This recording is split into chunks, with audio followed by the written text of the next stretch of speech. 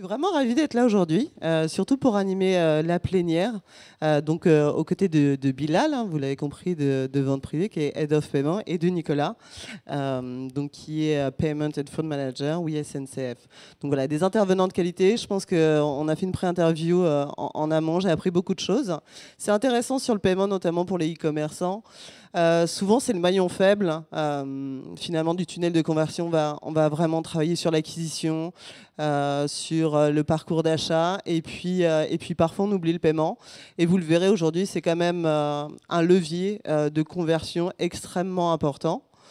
Et c'est intéressant d'avoir le retour d'expérience de Bilal et Nicolas sur ces éléments. Donc effectivement, hein, vous le savez aujourd'hui, donc le paiement par carte bleue, bien évidemment, il y a de plus en plus de nouveaux moyens de paiement qui existent, hein, qu'on passe par des chatbots, par du vocal, par des QR codes, par la biométrique peut-être demain. Donc l'idée, c'est de faire un peu le tour d'horizon des pratiques aujourd'hui, des e-commerçants et des attentes des Français, de voir un petit peu justement sur les nouvelles expériences de paiement qui existent aujourd'hui, puis aller un petit peu dans la prospective, quel sera le futur du paiement de demain.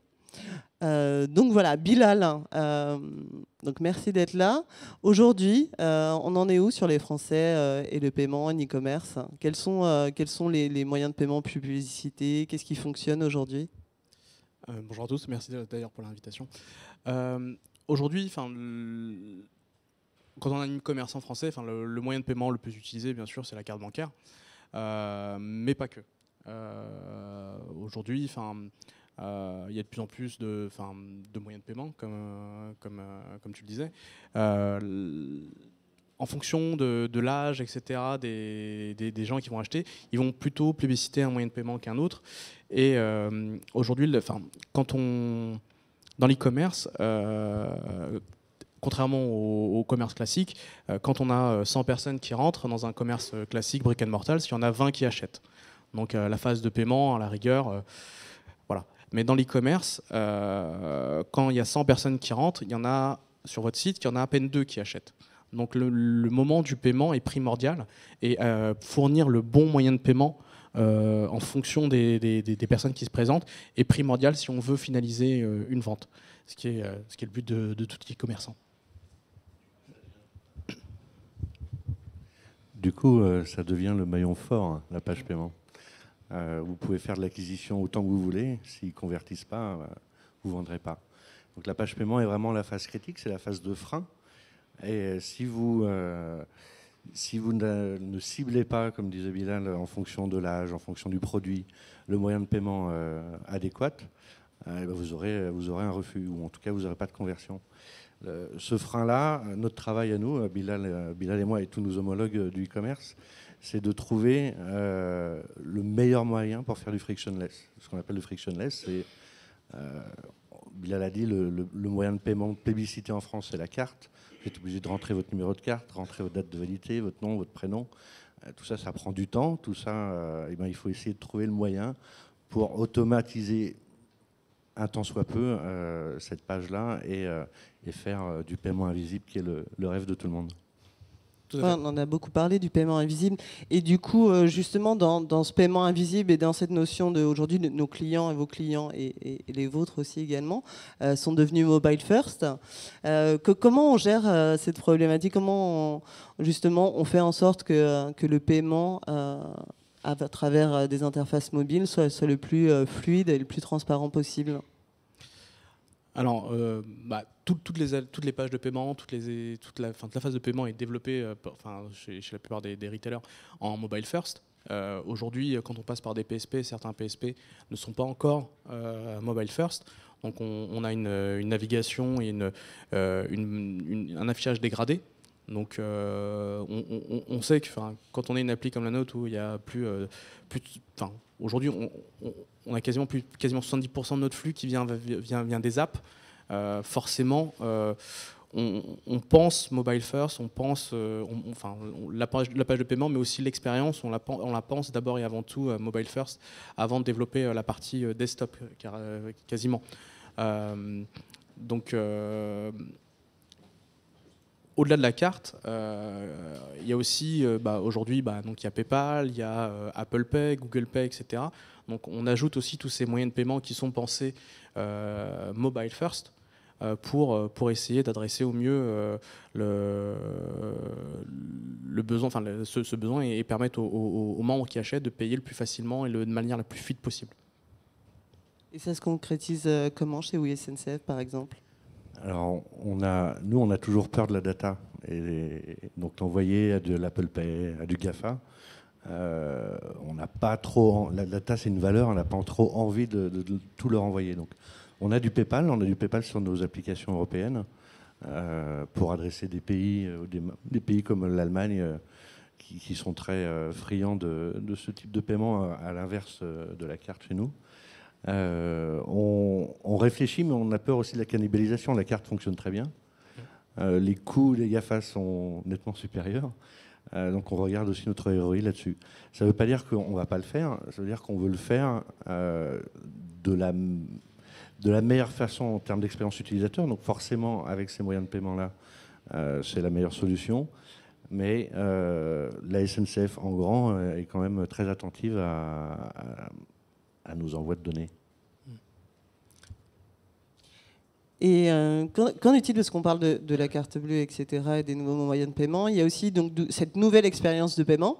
Je pense justement à tout ce qui est Facebook Payment, où on va, à travers Facebook, à travers le chat, pouvoir payer directement. Je sais que vous êtes deux acteurs qui sont présents là-dessus, qui ont été précurseurs notamment. Est-ce que vous voyez vraiment une transformation justement à travers les chatbots, d'une nouvelle expérience, notamment sur le paiement?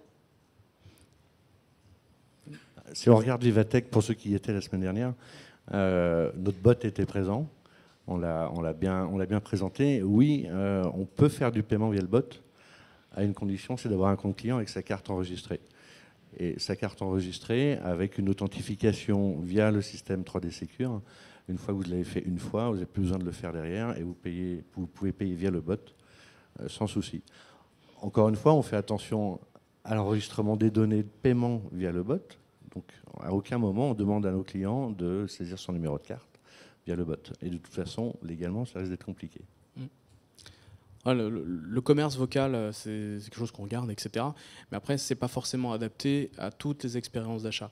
Les bots, ça peut être super intéressant pour la partie relations membres, etc. Pour en dire tout ce qui est après-vente. Alors, dans le cas de vente privée, c'est quelque chose qu'on regarde, qu'on essaie, mais c'est pas forcément la navigation la plus adaptée au système vente privée. Mais pour d'autres marchands, je pense que ça peut être vraiment quelque chose de très intéressant, le commerce vocal. Sur l'omnicanal, oui, évidemment. Nous, sur la mobilité, le bot fonctionne très très bien. Le voyageur d'affaires qui arrive en retard sur le quai et qui veut acheter son billet, en tout cas modifier son billet immédiatement, il peut le faire du quai de la gare et rentrer dans le train immédiatement. C'est ça, c'est on ne fait pas du commerce mobile du commerce vocal pour faire du commerce vocal. On fait du commerce vocal parce qu'on a identifié des use cases intéressants et qu'on peut adresser. C'est pas juste de la hype de faire du commerce vocal. Il faut vraiment bien penser son besoin et l'adresser comme ça. Et comment vous prospectez d'ailleurs sur finalement tous ces nouveaux usages, toutes ces nouvelles technologies au sein de vos entreprises aujourd'hui? Alors, chez Vente Privée, on a la chance d'avoir un accélérateur. L'accélérateur, c'est pas un incubateur. Hein, on y fait entrer des startups qui ont déjà quelques années et qui ont déjà une clientèle. Et en gros, on part des problèmes du métier. On essaie d'adresser les problèmes du métier via des startups qui ont une vision différente, qui ont aussi une vitesse qui est différente de celle de Vente Privée, même si on est une entreprise tech. Aujourd'hui, quand on commence à être plus de 6000 employés, ça commence... On perd un petit peu en agilité, en rapidité, et via les accélérateurs, en gros, on s'achète de l'agilité, on s'achète de la rapidité comme ça, avec des startups qui peuvent nous permettre donc d'adresser des besoins assez rapidement. Donc, ça peut être l'optimisation des paiements, ça peut être la biométrie, des choses comme ça. Donc, principalement via nos équipes d'accélération.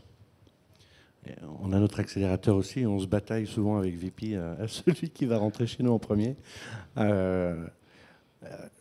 Ces accélérateurs sont importants, effectivement, et on l'utilise, nous, vraiment pour l'expérience client et pour la personnalisation. Après, il n'y a pas que l'accélérateur qui va nous aider à veiller ou à surveiller ce qui se passe sur le marché. Le marché du paiement aujourd'hui est très, très tendu. Il y a beaucoup de monde présent, il y a beaucoup de nouveaux acteurs qui arrivent.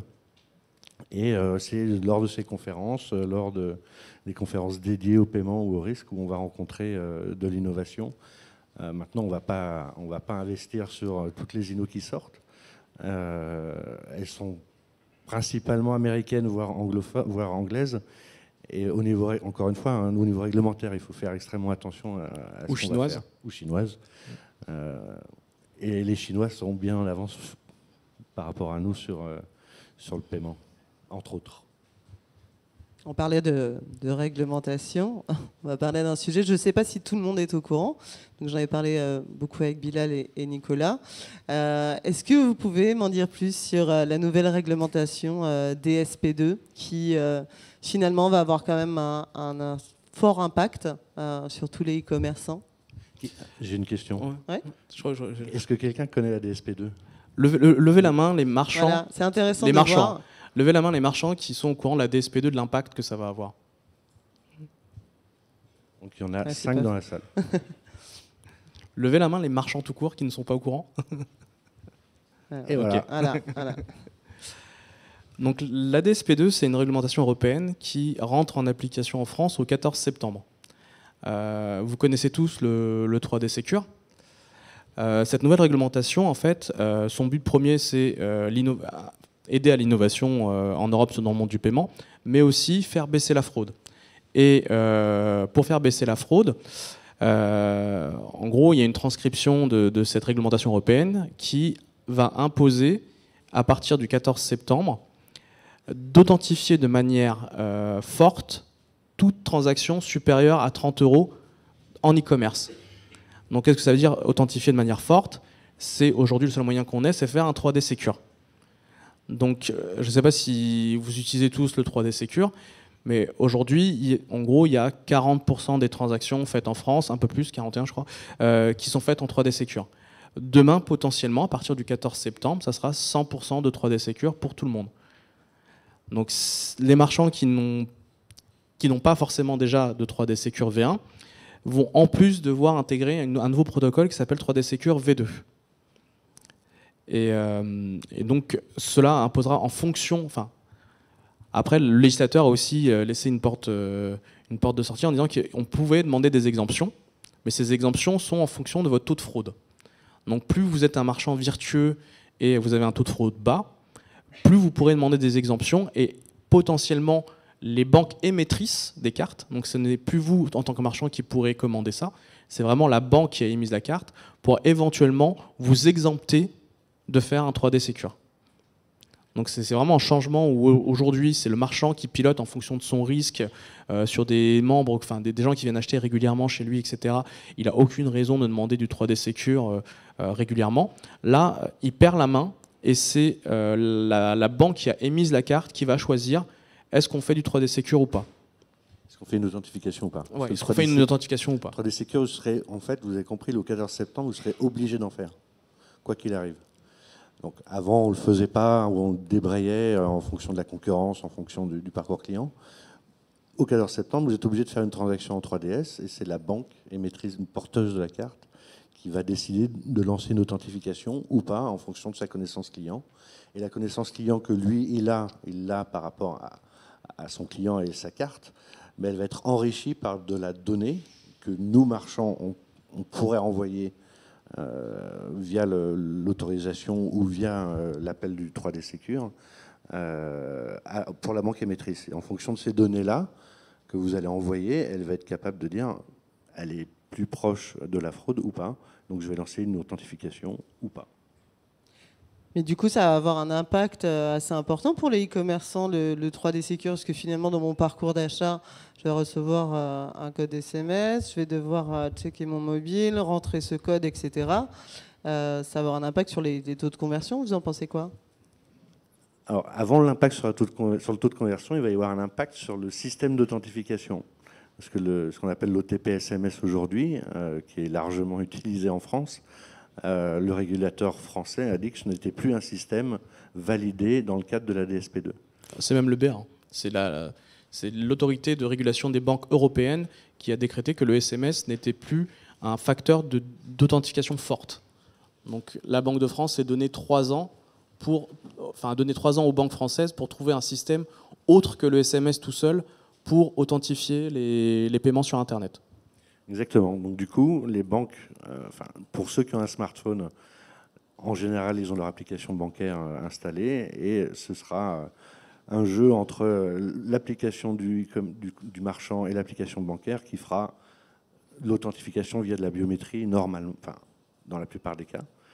Maintenant, le problème va se poser pour ceux qui n'ont pas de smartphone.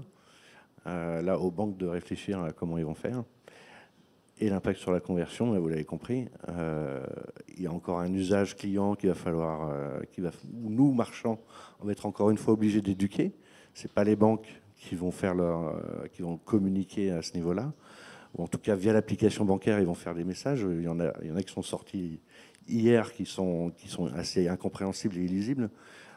Donc le marchand, une fois de plus, va devoir éduquer pour garantir sa conversion ses clients. Et du coup, il y a vraiment une dichotomie entre une réglementation qui est très contraignante d'un côté et des attentes des utilisateurs qui veulent toujours plus de rapidité, plus de fluidité.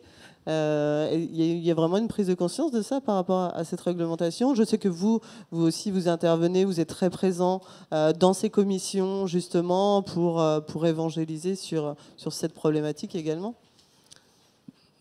Typiquement, en France, on a mis en place le CCC, donc le Conseil consultatif du commerce, qui permet donc au monde du commerce d'aller discuter avec les banques et leur expliquer que sur cette réglementation, en l'occurrence, au début, il ne devait pas y avoir d'exemption. Donc on a beaucoup travaillé avec eux, ils ont été voir la Commission, etc., la Commission européenne, ils leur ont expliqué, voilà, les marchands ont besoin d'exemption, parce que le but, ce n'est pas de bloquer l'e-commerce, le but, c'est de faire baisser la fraude.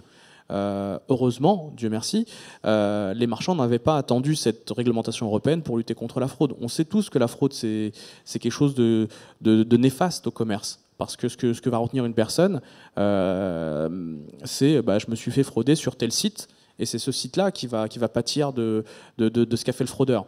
Donc,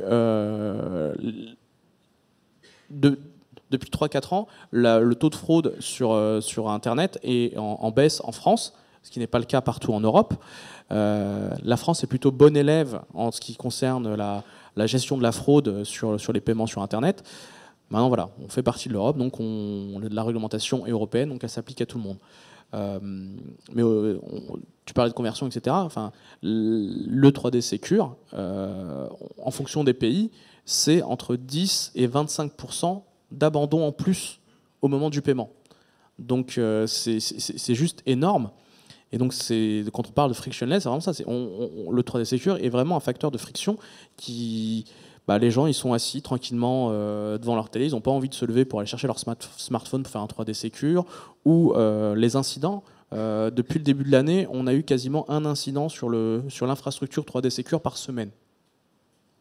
Et on n'a que 40% du flux qui passe par le 3D Secure.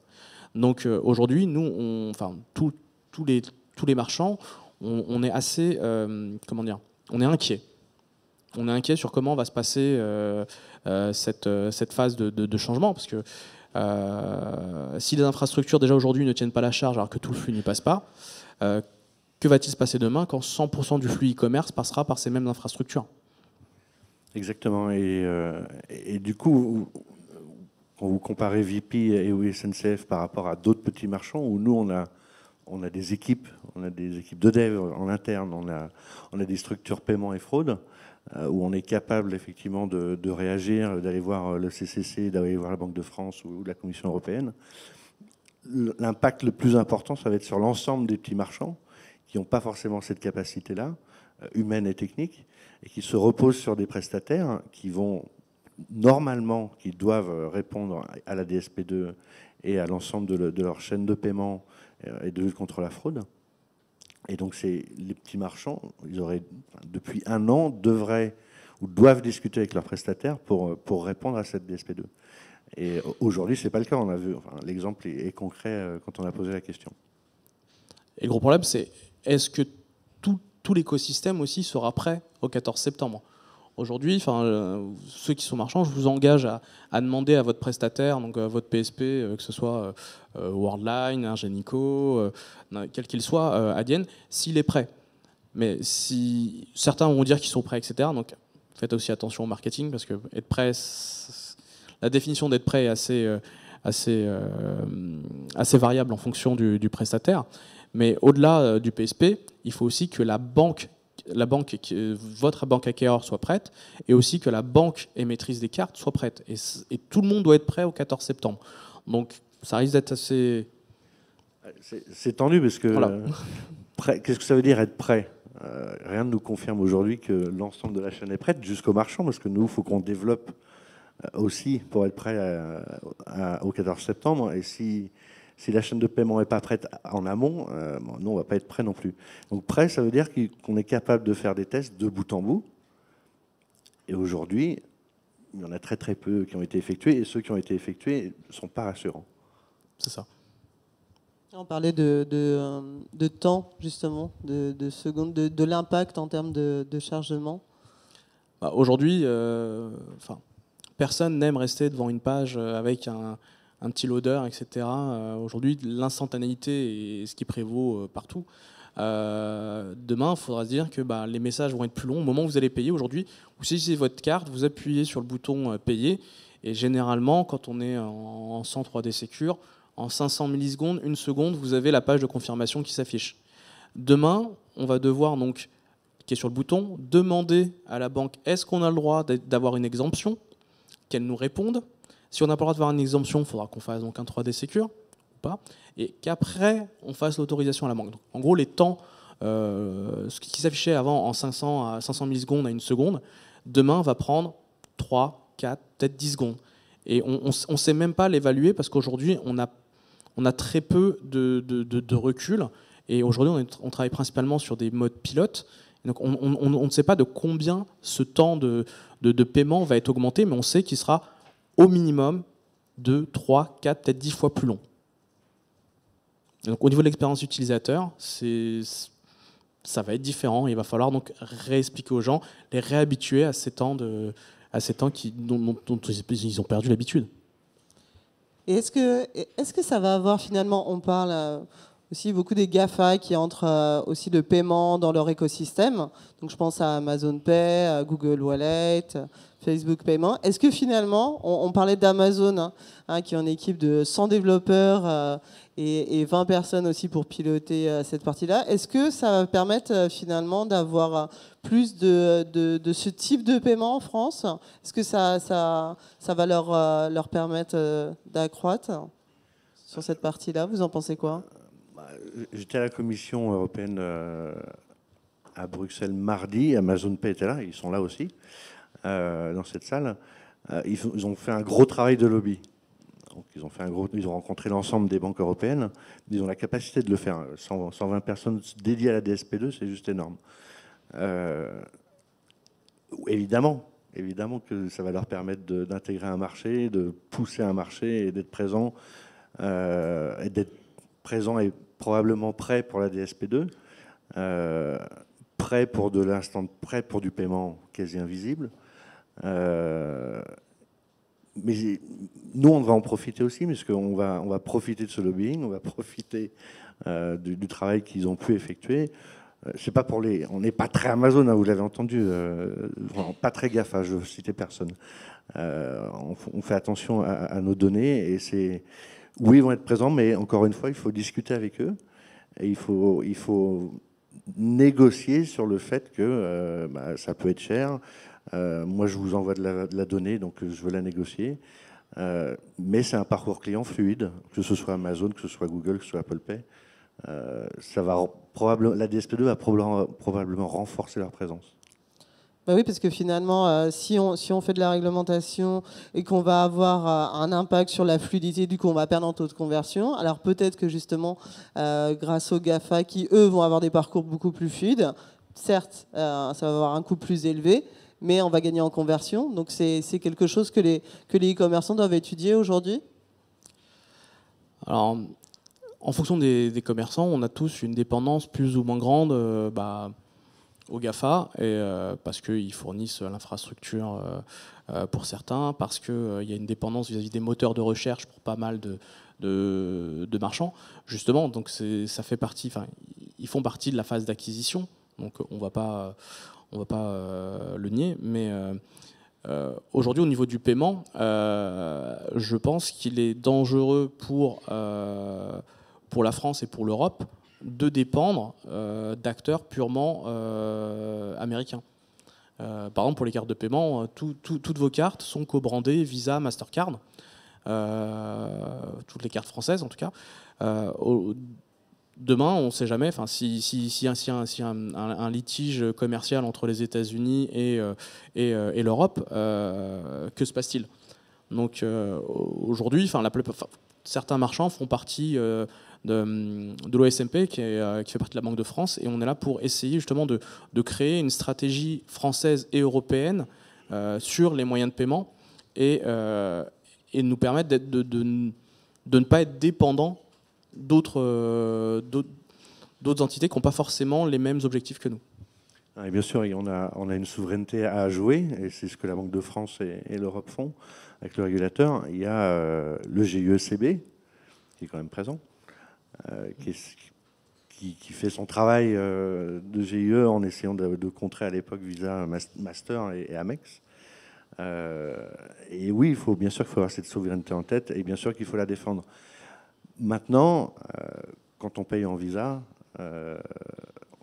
même si on passe par le réseau carte bancaire, si Visa me garantit que les données restent en France ou en Europe, j'y crois pas. C'est sûr que votre donnée elle est déjà partie aux États-Unis, ne serait-ce qu'en redondance des serveurs. Mais il faut qu'on garde notre souveraineté européenne face aux GAFA, face à la Chine, comme tu le disais, qui arrive en force via l'IPEV ou via WeChat. Je ne sais pas si vous avez déjà vu l'expérience WeChat sur une vidéo de bout en bout du parcours d'achat. C'est juste hallucinant. Faire ça en France, vous seriez les premiers à hurler en disant mais comment ils font, mais où va ma donnée, comment il a pu savoir que j'avais un chien qui était blanc et qui mangeait des croquettes de tel type tous les jours. Ça peut faire peur, et ça doit faire peur. Oui, tout à fait. Un des cas patents, par exemple, en Chine, le paiement biométrique via reconnaissance faciale est quelque chose qui est de plus en plus usité, par exemple, même chez les petits commerçants. C'est-à-dire on peut payer en reconnaissance faciale, etc., très, très, très facilement. Aujourd'hui, en France, le cadre juridique qui encadre la biométrie fait que ce type d'expérience est très, très étroitement surveillé et limité, et tant mieux. Parce qu'il y a toute la partie justement respect de la vie privée, etc. Il y a la GDPR qu'on a tous subi il y a quelques temps. Donc il y a aussi ça qui vient de ce nouveau protocole 3D Secure V2. On va devoir envoyer de plus en plus de data. Aujourd'hui, moi, mon DPO, quand je lui montre la liste des data qu'il va falloir envoyer, il n'est pas très, très, très réceptif. Au fait, il va falloir envoyer tout ça à plusieurs intermédiaires. Donc les envoyer au PSP, qui va lui les envoyer à un SCIB, donc à Visa, Mastercard, CB, qui va derrière après renvoyer ces mêmes données jusqu'à une banque pour obtenir un score, finalement faire du 3D Secure ou pas. Enfin, la data aujourd'hui, qui est quand même quelque chose de très précieux pour un marchand, on va devoir la partager avec de plus en plus de monde. Et qui sera responsable si jamais quelque chose se passe mal? Exactement. Et on parlait des DPO. On avait fait une réunion, je ne sais plus où, je suis au GECB, parce qu'on en fait quasiment toutes les semaines, avec les DPO de l'ensemble de la place du marché, enfin des gros acteurs du e-commerce. Et les DPO disent, mais vous n'avez pas d'obligation d'envoyer de la data pour votre paiement. Ce n'est pas une obligation légale. Sauf que si vous ne le faites pas, vous n'aurez pas d'autorisation de paiement. Vous allez avoir un refus de paiement si la transaction n'est pas enrichie de ces données-là. Mais légalement, vous n'êtes pas obligé de le faire. Et du coup, ok, on a cette réglementation d'un côté, ces transferts de data, mais en même temps, les attentes toujours de ces consommateurs. Je pense, il y a 6 Français sur 10 qui pensent que d'ici 10 ans, les moyens de paiement seront complètement transformés. Et quand on voit les millennials aujourd'hui, on en parlait Bilal, il y a vraiment un switch complètement différent. Autant la génération précédente où on a connu finalement, ils ont connu le début du e-commerce et mettre la carte bleue en ligne, c'était quand même très compliqué. Les millennials finalement ne sont pas du tout dans cette dynamique-là et sont encore plus en attente. Ouais, les digital natives, eux, voilà, ce qui les intéresse, c'est la fluidité, le parcours, etc. Et la phase de paiement, c'est quelque chose de rébarbatif. Donc, ils vont avoir tendance à enregistrer leur carte, ils vont avoir tendance à utiliser des wallets tiers comme PayPal, ils vont être très friands de solutions comme Apple Pay, comme Google Pay, etc. Donc, ce qui est les token payment. Si on leur présente du paiement biométrique, ils vont être plutôt réceptifs. Donc voilà. On sent que, dans le parcours d'achat, au moment de la phase de paiement, on doit s'adapter à l'acheteur et lui proposer toujours le moyen de paiement qui va le plus l'intéresser et lui permettre de finaliser l'achat. Donc aujourd'hui, les pages statiques où on présente toujours les mêmes moyens de paiement, c'est peut-être pas ce qu'il y a de mieux à faire. Il faut vraiment le contextualiser, la phase de paiement au mieux possible pour optimiser sa transformation. Tout à fait. Du coup, c'est le côté innovation sur le paiement qu'il faut avoir constamment. La chance qu'on a, c'est que les milléniums croient en la sécurité du marchand et des moyens de paiement. À nous de les rassurer et à nous de continuer à leur dire qu'il n'y a pas de souci, il y a une sécurité côté marchand, il y a une sécurité réglementaire, une sécurité côté prestataire. Et l'innovation, à nous, comme tu disais, de proposer le moyen de paiement adapté au type de clientèle. Mais tout cela va intervenir après la DSP2. Elle va intervenir après la DSP2, mais parce qu'il y a des sociétés comme Uber, où on a un vrai quasi-paiement invisible. Au 14 septembre, ils ne pourront plus faire ce qu'ils font aujourd'hui. Sauf s'ils passent par la dérogation, etc. Ils ont fait du lobbying, ils ont fait un très très bon lobbying. Aussi, après, souvent, même dans les réglementations, c'est quand même aussi, il y a l'usage des consommateurs qui va primer, parce que finalement, les réglementations, c'est fait pour protéger les utilisateurs et pour répondre à leurs attentes. Mais si d'un côté, ok, ils veulent de la sécurité, mais ils veulent aussi de la rapidité, de la simplicité, etc., ça va forcément, en tout cas, à terme, à moyen terme, on va pas pouvoir avoir des expériences hyper réverbératives avec des pages qui se chargent. Donc, moi, c'est ma conviction de dire que le consommateur lead aussi cette partie-là, parce que les réglementations sont là pour aider le consommateur avant tout. Donc, il y a un moment, il y aura un après DSP2, on va quand même continuer à innover. Alors justement, la DSP2 peut permettre de l'innovation. C'est aussi son but. Hein. C'est son but aussi. Tu disais au début. Hein. Et via l'instant de paiement, par exemple. L'instant de paiement, c'est du paiement bancaire, de compte à compte. C'est du virement bancaire. Mais aujourd'hui, un virement bancaire qui prend 24 à 48 heures à arriver sur votre compte, là, demain, il arrivera sur votre compte en 10 secondes. En 10 secondes, vous pourrez réutiliser l'argent. Et qui est non répudiable. Donc vous avez une garantie de paiement.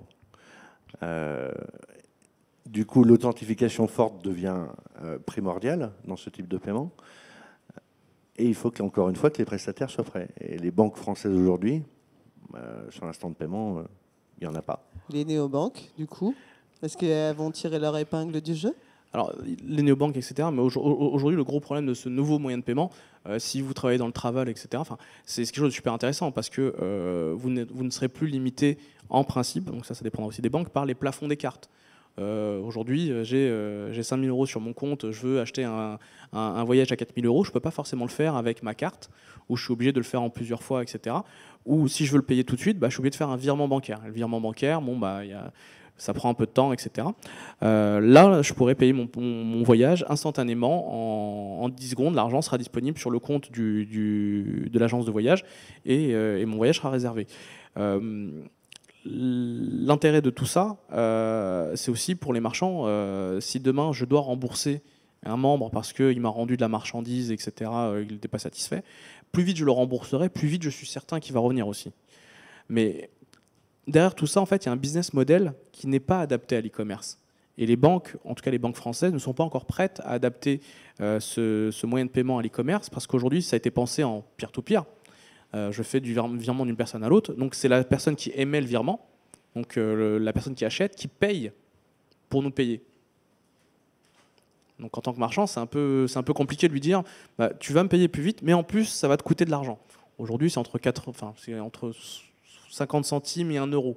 C'est pas non plus exorbitant, mais le fait de proposer à quelqu'un de nous payer et qu'en plus lui doive payer pour nous payer, en tant que marchand, c'est assez perturbant. Effectivement, du coup, les banques françaises, pourquoi elles ne sont pas encore toutes présentes ou présentes sur l'instant de paiement, c'est que pourquoi elles développeraient ce système qui ne va pas lui rapporter grand-chose sauf si elle le facture, mais ce n'est pas son intérêt, comparé à une carte de paiement où elle touche sa commission. C'est ça. Donc l'innovation, on est un petit peu quand même limité par certains acteurs qui... Voilà. Est-ce que ça ne va pas se transformer quand même sur les business models? Ah, mais Parce qu'aujourd'hui, c'est un peu figé, c'est un peu établi, mais finalement, avec cette réglementation, ces innovations, il y a des business models qui vont être obligés de se réinventer. Aujourd'hui, c'est ce qu'on espère, c'est ce sur quoi on travaille tous. On n'est pas là juste à subir cette réglementation. Aujourd'hui, cette réglementation, on veut en faire un atout. Donc, on a tous beaucoup travaillé pour justement expliquer aux régulateurs, expliquer aux schemes, etc. Voilà ce qu'il faudrait faire au niveau e-commerce pour que garantir la sécurité et en même temps fluidifier le parcours d'achat qui est quand même ce que tout le monde attend.